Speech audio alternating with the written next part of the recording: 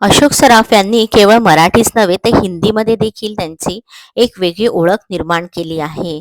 मराठीतील सुपरस्टार असलेले अशोक सराफ गेली अनेक वर्ष मराठी प्रेक्षकांच्या हृदयावर अधिराज्य गाजवत आहेत. त्यांचा आगामी चित्रपट कधी येणार याची आतुरतेने त्याचे फॅन्स वाट पाहत असतात. अशोक सराफ यांना आदराने मराठी इंडस्ट्रीमध्ये मामा असं म्हटलं जातं. अशोक सराफ यांना मामा असं का हाक मारली जाते यामागे एक गंमत आहे आणि त्याविषयी आज आम्ही तुम्हाला सांगणार आहोत. अशोक सराफ यांची भाची ही इंडस्ट्रीत असल्याने तिच्यामुळे सगळे त्यांना मामा असं बोलायला लागले. प्रसिद्ध अभिनेत्री प्रिया बेर्डे या अशोक सराफ यांच्या भाची आहेत आणि त्यांच्यामुळेच सगळे अशोक सराफ यांना मामा अशी हाक मारू लागले, असं त्यांनी कॅचअप या यूट्यूबला दिलेल्या मुलाखतीत नुकतंच सांगितलं आहे. त्यांनी या मुलाखतीत सांगितलं आहे की ययाती देवयानी या नाटकाच्या वेळेस मी खूपच लहान होते. त्यावेळी अशोक मामा मला कडेवर घेऊन फिरवायचे.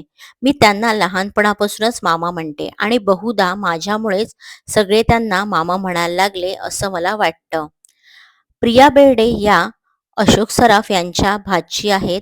याविषयी निवेदिता सराफ यांनी देखील एका मुलाखतीत सांगितलं होतं. निवेदिता सराफ काही वर्षांपूर्वी चला हवा येऊ द्या या कार्यक्रमात आल्या होत्या. या कार्यक्रमात त्यांनी प्रिया बेर्डे आणि अशोक सराफ यांच्यामध्ये मामा भाचीचं नातं कशा प्रकारे आहे याविषयी सांगितलं होतं. निवेदिता यांनी सांगितलं होतं की प्रियासाठी अशोक हे खरोखरच मामा आहेत. प्रियाची आई म्हणजेच लताताई या अशोक सराफ यांना भाऊ मानत असत. त्या न चुकता अशोक सराफ यांना राखी बांधायच्या. त्यामुळेच प्रियाला लहानपणापासूनच अशोकने पाहिलं आहे आणि त्यामुळेच अशोकची प्रिया ही भाची आहे. प्रिया बेर्डे आणि अशोक सराफ यांनी अनेक चित्रपटांमध्ये काम केलं आहे. अनेक चित्रपटांमध्ये त्यांनी विविध भूमिका साकारल्या आहेत.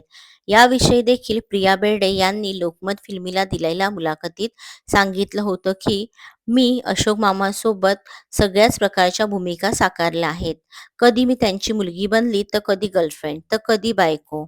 अशोक मामासोबत काम करायला खूपच मजा येते कारण त्याच्याकडे शिकण्यासारखं खूप काही असतं. मी अभिनय करायला लागल्यापासूनच अशोक मामा मला अभिनयाविषयी धडे देतो. एकदा मी त्याला विचारलं होतं की अभिनय करण्यासाठी काय करावं लागेल? तेव्हा खरं तर मी खूपच नवीन होते. त्यावेळी त्यांनी मला सांगितलेलं उत्तर मला आजही आठवतं.